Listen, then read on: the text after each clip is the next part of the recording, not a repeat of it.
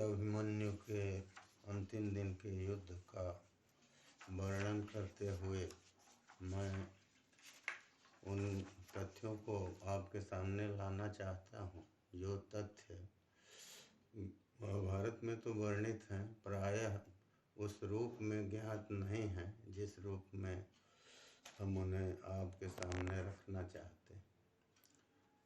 अभिमन्यु वध की कथा, जो अंतिम दिन की कथा है, वो चक्रव्यूह से संबद्ध है।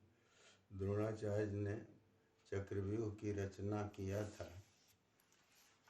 चक्रव्यूह की रचना में मूल या कारण जिसको कहते हैं वो यह है कि भीष्म के बाद जब दुर्योधन ने द्रोणाचार्य को कौरव सेना का सेनापति बनाया तो उस समय उनको बहुत ही कृतज्ञता का या उपकार का बोझ मालूम हुआ।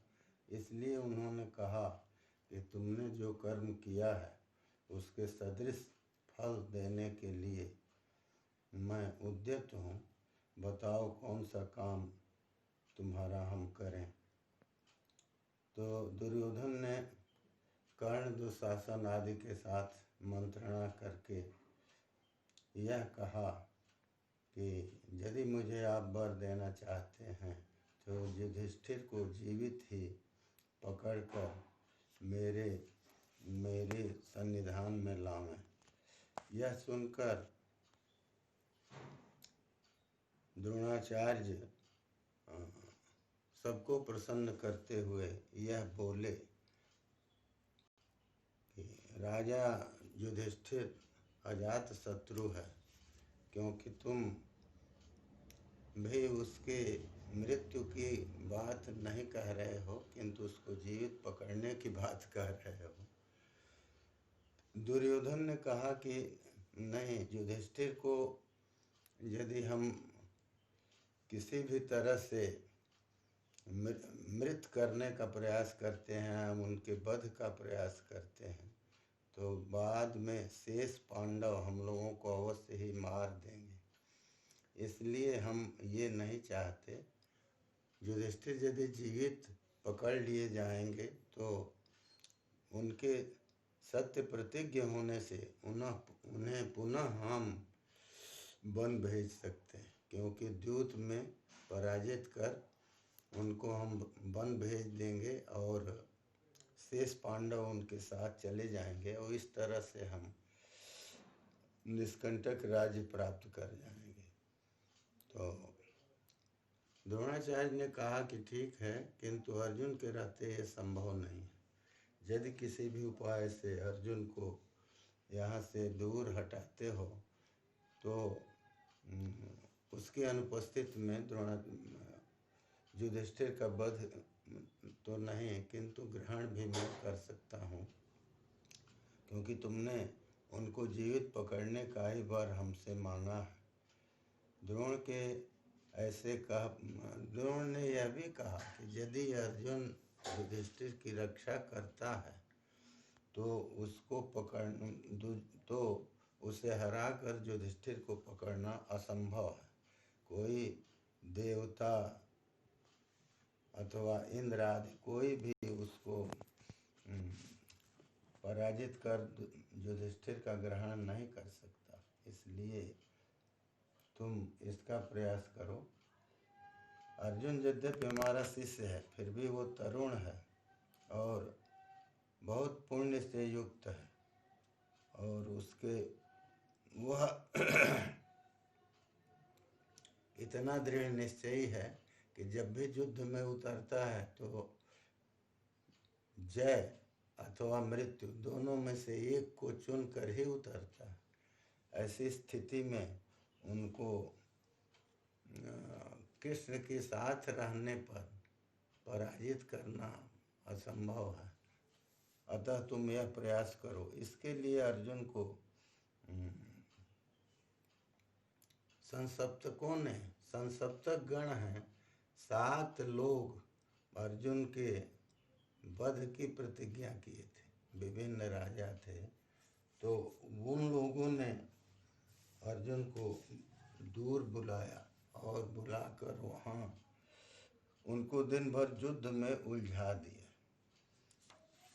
उस दिन द्रोणाचार्य ने चक्रव्यूह की रचना किया। चक्रव्यूह की रचना में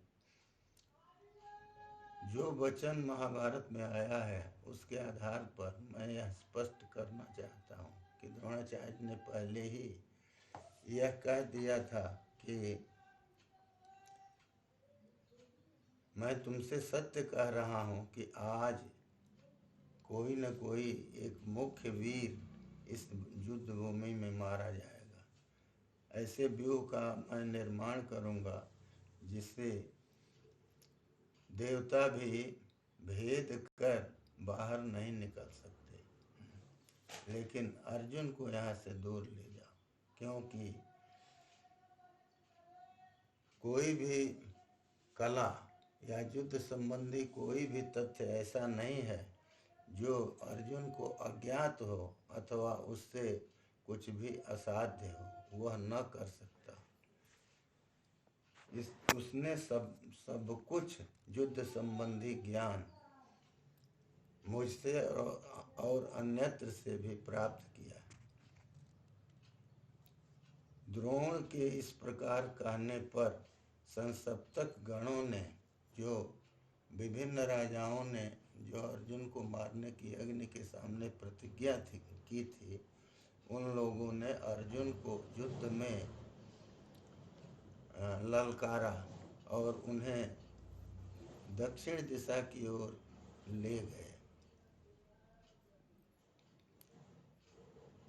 संजय ने कहा है कि अर्जुन का अन्य लोगों के साथ जिस तरह से युद्ध हुआ, वह युद्ध अन्य कोई नहीं कर सकता। वहाँ तो ये भी लिखा है कि न तो सुना गया है इस तरह का युद्ध और न तो देखा गया। तो द्रोण ने अपने व्यूह की रचना किया तो वह और उसमें दुर्योधन आदि सभी यथास्थान व्यवस्थित हुए। द्रोण मुख्य द्वार पर थे और उनके बगल में जयद्रथ था। युधिष्ठिर के सामने यह समस्या थी कि अर्जुन के अतिरिक्त कोई भी उस व्यूह का भेदन नहीं जानता।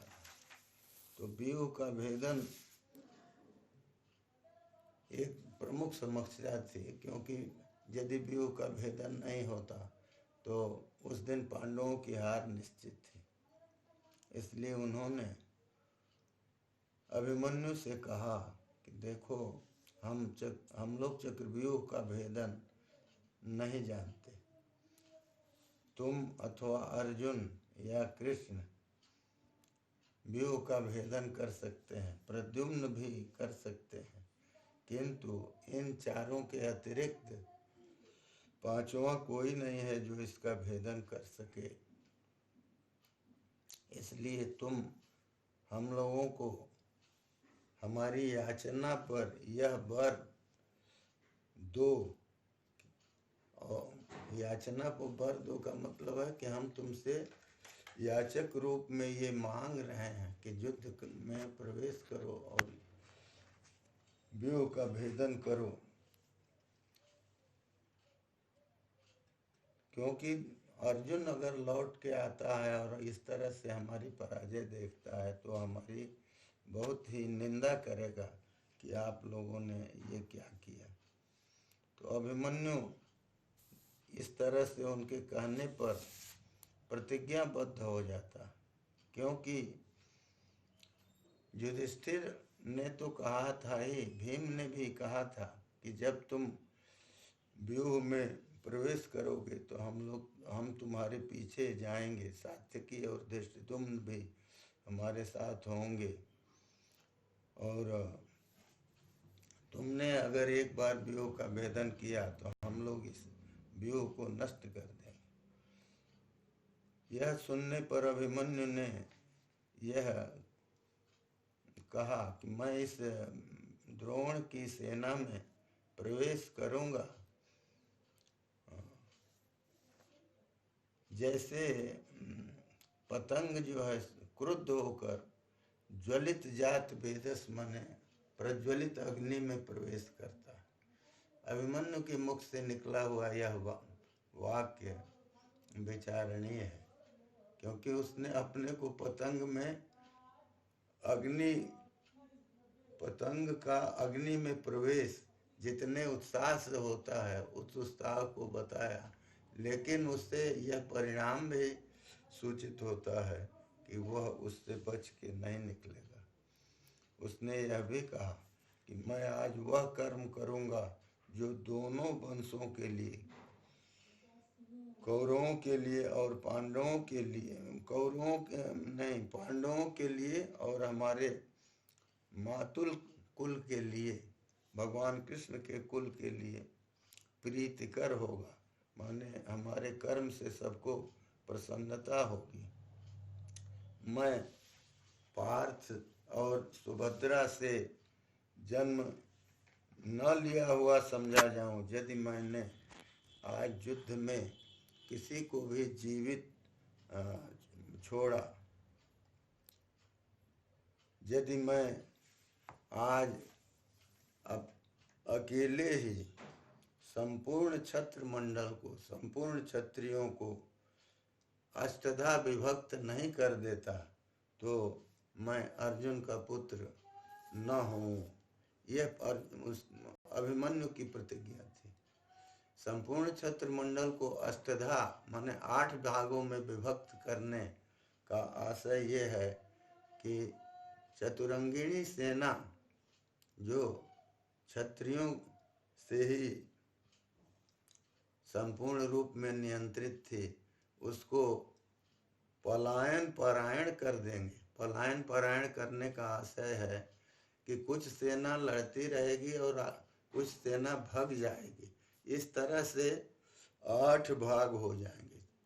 4 अंग जो सेना के हैं उसमें आधे लड़ते दिखाई देंगे और आधे भागते दिखाई देंगे। इस तरह से वो सेना 8 भागों में विभक्त होगी।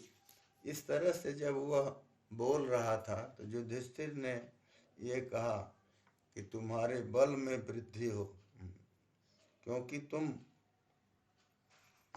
इतना उत्साह से द्रोण की सेना का भेदन करना चाहते हो। इस सेना के रक्षक बहुत बड़े वीर हैं। इतना सुनकर अभिमन्यु तुरंत सारथी से कहा कि तुम हमारे रथ को द्रोणाचार्य की सेना के पास ले चलो।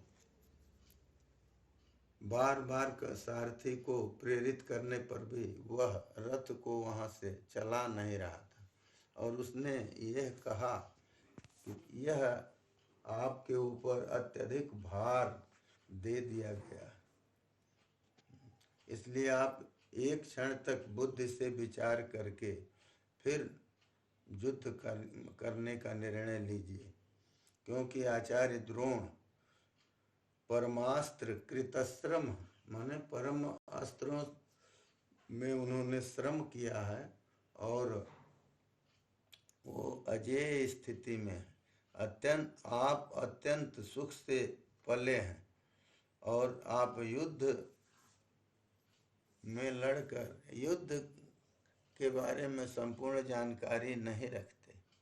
तब अभिमन्यु ने हंसते हुए सारथी से कहा कि ये द्रोण कौन है?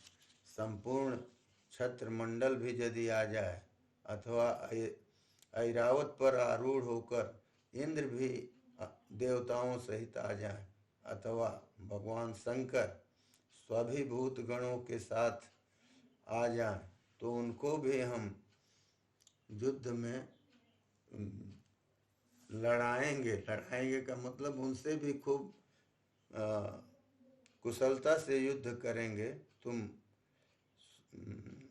चिंता मत करो, ये शत्रुओं की सेना तो बहुत अति तुच्छ है। हमारे मातुल श्री कृष्ण जो विष्णु के अवतार हैं, वो भी यदि युद्ध में हमारे सामने हों अथवा हमारे पिता अर्जुन भी यदि युद्ध में सामने हों तो भी हमको भय नहीं होता। इसलिए तुम इस चिंता को छोड़ो और रथ को आगे ले चलो। तो जब अभिमन्यु ने द्रोण की सेना की ओर बढ़ना प्रारंभ किया तो पांडव लोग उसके पीछे आए, लेकिन जो व्यूह के रक्षक लोग थे उन्होंने प्रहार करना शुरू किया और जैसे गंगा में आवर्त आता है, गंगा का जल घूमता है और वह धीरे धीरे तुरंत समुद्र में प्रवेश कर जाता है, उसी तरह से योद्धाओं का प्रहार एक दूसरे पर शुरू हुआ। जैसे ही संग्राम आरंभ हुआ, उस भयंकर व्यूह में द्रोणाचार्य के देखते देखते ही अभिमन्यु भीतर प्रवेश कर गया और शत्रुओं का संहार करने लगा। तो जब भयंकर युद्ध अभिमन्यु के द्वारा आरंभ किया गया, उस समय सभी लोग अत्यंत आश्चर्य में थे और सभी अपनी अपनी युद्ध कला का प्रयोग कर रहे थे, क्योंकि यह द्रोणाचार्य का भी वचन था कि आज एक महारथी इसमें मारा जाएगा। तो सब लोग अपनी शक्ति और कुशलता का उपयोग करते हुए व्यूह में अपनी रण कौशल का प्रदर्शन कर रहे हैं। अभिमन्यु किसी भी अंग, सेना के किसी भी अंग को यथावत नहीं छोड़ रहा था। वो चाहे हाथियों का दल हो या घोड़ों का अथवा पदाती सेना हो, सबका भेदन उसी प्रकार कर रहा था जिस प्रकार अर्जुन करते थे। जैसे एक विष्णु अचिंत्य कर्म करते हैं, उसी तरह से उसने सेना के सभी अंगों को मथित कर दिया। तो इसलिए ऐसी स्थिति आने पर दुर्योधन बहुत दुखी हुआ, क्योंकि वो अपनी सेना को इस तरह से अनाथ की तरह मारे जाते देखकर अत्यंत चिंता में पड़ गया। वह तुरंत अभिमन्यु के सामने आया।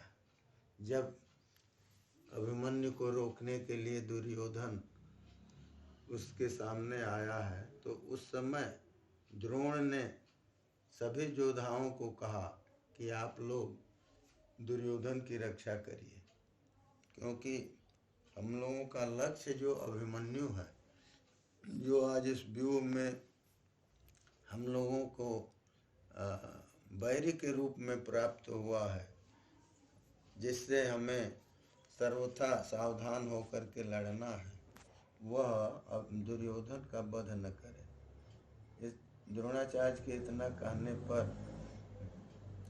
सभी लोग, चूँकि अभिमन्यु की बाण वर्षा से सभी पीड़ित थे, तो इसलिए उन लोगों ने दुर्योधन की रक्षा के लिए घेर लिया उसको।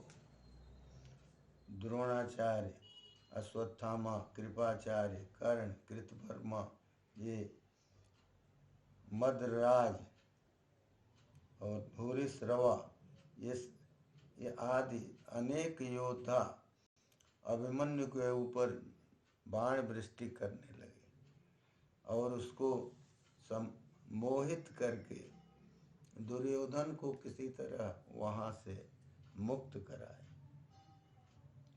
किंतु मुख में आए हुए ग्रास के निकल जाने से जैसे भूखा व्यक्ति क्रुद्ध होता है, उसी तरह से अभिमन्यु इसको सहन नहीं कर सका।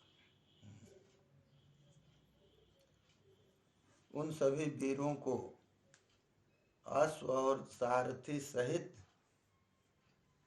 बाण वर्षा से विमुख करके अभिमन्यु ने सिंहनाद किया। सिंहनाद विजय का सूचक है। उसके शब्द को सुनकर और जैसे मांस खाने वाले लोग, मांस खाने वाला सिंह जैसे क्रुद्ध होता है, उसी तरह से सभी योद्धा, द्रोण आदि सभी योद्धा पुनः लौट आए और उन लोगों ने अभिमन्यु को घेर कर बाण वृष्टि शुरू कर दिया। अभिमन्यु ने उनके बाणों को अंतरिक्ष में ही छिन्न भिन्न कर दिया और उन सभी को बाणों से विद्ध किया। ये अत्यंत आश्चर्य की बात थी। अतः अभिमन्यु से अत्यंत पीड़ित होकर क्रोध में आए हुए सभी राजा, सभी योद्धा उसे मारने की इच्छा से घेर लिए। लेकिन वह युद्ध, उस दिन का युद्ध अत्यंत भीषण था। उसमें अनेक योद्धा मारे गए। अभिमन्यु की एक विशेषता यह जरूर थी कि उस स्थिति में भी जो मूर्छित हो जाए या गिर जाए, उसके ऊपर वह प्रहार नहीं करते थे। शल्यराज जब उससे पीड़ित हुए और रथ में मूर्छित होकर बैठ गए तो उसने उनको छोड़ दिया। लेकिन शल्यराज के विद्ध होने पर वो पूरी सेना भागने लगी। संजय कह रहे हैं धृतराष्ट्र से कि उस समय तो ये पूरा का पूरा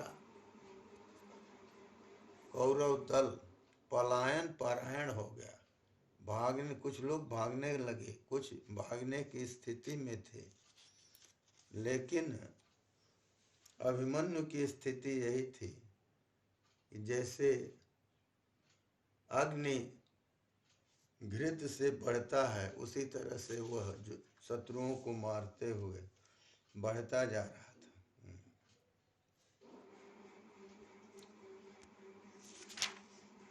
अभिमन्यु ने ऐसी स्थिति किया कि उस दिन कोई भी अपने को अकेले अभिमन्यु से लड़ने की स्थिति में नहीं प्राप्त कर रहा। मद्रराज जब पराजित हुए तो उन शल्य से छोटा भाई, उनका शल्य जो मद्रराज थे, उनसे छोटा भाई वह अभिमन्यु के सामने आया और उसने अभिमन्यु पर प्रहार करना शुरू किया। अभिमन्यु ने उस शल्य के भाई के हाथ, पैर, धनुष आदि सबको काट दिया और काट करके उसे विवश कर दिया, शस्त्रहीन कर दिया। लेकिन उसके जो भी अनुग थे, जो भी उसके साथ चलने वाले थे, वो साहस कर उसकी रक्षा का प्रयास कर रहे थे। किंतु अभिमन्यु के रौद्र रूप को देखकर वे सभी के सभी पलायित हो गए, भाग गए। तो अभिमन्यु के इस कर्म को देख करके सभी लोग साधु साधु अर्थात वाह वाह ये करने लगे। जब और उन अपनी रक्षा के लिए अपने कुल और अपने संबंधियों का नाम सुनाकर अपनी रक्षा हेतु प्रयास करने लगे। लेकिन इससे आश्चर्य नहीं करना चाहिए, क्योंकि अभिमन्यु ने भगवान कृष्ण से जो कुछ अस्त्र प्राप्त किया था तथा जो भी अस्त्र एवं युद्ध कला अर्जुन से उसने प्राप्त किया था, उन सबको उसी रूप में उस दिन वो प्रदर्शित कर रहा था जिस रूप में वे लोग युद्ध में कर सकते हैं। अर्थात जैसे कृष्ण अपने युद्ध कला को प्रदर्शित कर सकते हैं या करते हैं, उसी रूप में अभिमन्यु भी उनसे प्राप्त विद्या का प्रयोग कर रहा था। और जैसे अर्जुन अपनी विद्या का प्रयोग कर सकते हैं, उसी तरह से अभिमन्यु भी कर रहा था। तो इस तरह से, क्योंकि अविशेषवत ये प्रयोग आया है महाभारत में, तो अविशेष कृष्ण और अर्जुन से कोई भी अंतर उसके युद्ध में नहीं दिखाई दे रहा। उससे भय तो बहुत ही दूर था और उसको ये चिंता नहीं थी कि इतना बड़ा उद्देश्य लेकर हम यहाँ आए। धनुष पर बाण चढ़ाना या बाण को तरकस से निकालना, इसमें देखते हुए कोई भी सफल नहीं हो रहा था। कोई भी नहीं समझ पा रहा था कि कब वो बाण निकाल रहा है और कब चला रहा है। केवल चारों दिशाओं में उसके धनुष का घेरा ही दिखाई देता था और इस तरह से उसने